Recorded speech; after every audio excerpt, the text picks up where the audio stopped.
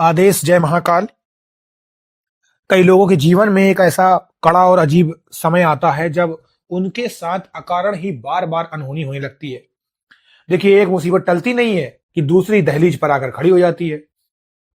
अचानक से गाड़ी का एक्सीडेंट हो जाता है, बनते हुए काम का ऐन वक्त पर बिगड़ जाना होता है, व्यापार में बड़ा नुकसान हो जाता है, घर के किसी सदस्य का अचानक गंभीर बीमार पड़ जाना होता है। लोग इसे केवल अपना खराब भाग्य मान लेते हैं, लेकिन शास्त्रों और अघोर परंपरा का एक परम सत्य नियम कहता है कि ये कोई मामूली बात नहीं है। ये इस बात का पक्का प्रमाण है कि आपके घर के भीतर या आपके स्वयं के आवामंडल में ऊर्जा का एक बहुत बड़ा छेद हो चुका है, जिससे आपकी पूरी बरकत बाहर बह रही है। आज मैं आपको ऐसे 3 प्रमुख संकेत बताऊंगा और फिर उसके बाद आपको नियम भी बताऊंगा, यानी उपाय के रूप में। सबसे पहले देखिए, इसके संकेत सुनिएगा। पहला संकेत है, आप चाहे कितनी पूजा पाठ कर ले, आपके मन की उदासी, अकारण का अज्ञात भय और मानसिक उलझन कभी समाप्त नहीं होती। दूसरी बात है, घर में पैसा आता तो बहुत है, लेकिन वो कभी आपके सुख में खर्च नहीं होता, हमेशा बीमारी, दवाइयों या अड़चनों में बह जाता है। तीसरा संकेत, शाम होते ही परिवार के सदस्यों के स्वभाव में तीव्र चिड़चिड़ापन आने लगता है और छोटी छोटी बातों पर लड़ाई झगड़े शुरू हो जाते हैं।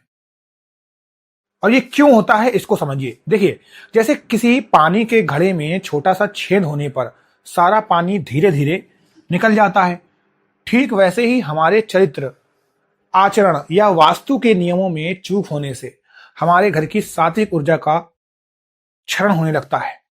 शास्त्रों में इसे ऊर्जा का क्षरण कहा गया है।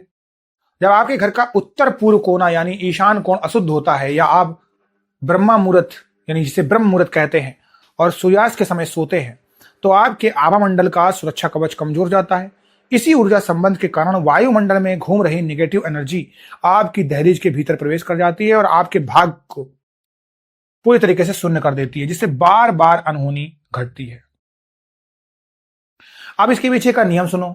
सबसे पहले, रोज सुबह और शाम को अपने घर के मुख्य द्वार यानी दहलीज को साफ करके वहां साफ जल का छिड़काव जरूर करें, ताकि बाहर की नकारात्मकता अंदर ना आ सके। दूसरा, सूर्यास्त के समय यानी शाम को घर के भीतर सोने या फालतू की बहस करने का कड़ा निषेध रखें, इस समय शांत रहें।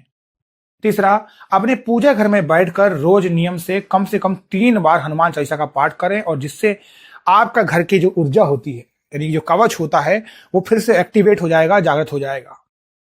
और घर के इस ऊर्जा क्षेत्र को दोबारा से मजबूत करने के लिए, अपने आभामंडल के छेद को बंद करने के लिए हमेशा अपने घर में शुद्ध जितनी भी चीजें होती हैं, बाजार से हटकर जो खराब चीजें मिल रही हैं, जहां से अच्छी चीजें मिले वो आप लीजिए, शुद्ध प्राकृतिक। इससे होगा क्या कि ये जो सुगंध होगी शुद्ध प्राकृतिक, वो आपके घर को एक जागृत मंदिर बना देगी और आपके मानसिक उलझन को शांत कर देगी। इसीलिए ऐसी चीजें आपको यूज करना है, आपको दिखावे और पाखंड से दूर रहना है, अपने चरित्र को साफ करना है, पूरे भरोसे के साथ महाकाल के चरणों में लीन हो जाना है। आदेश जय महाकाल।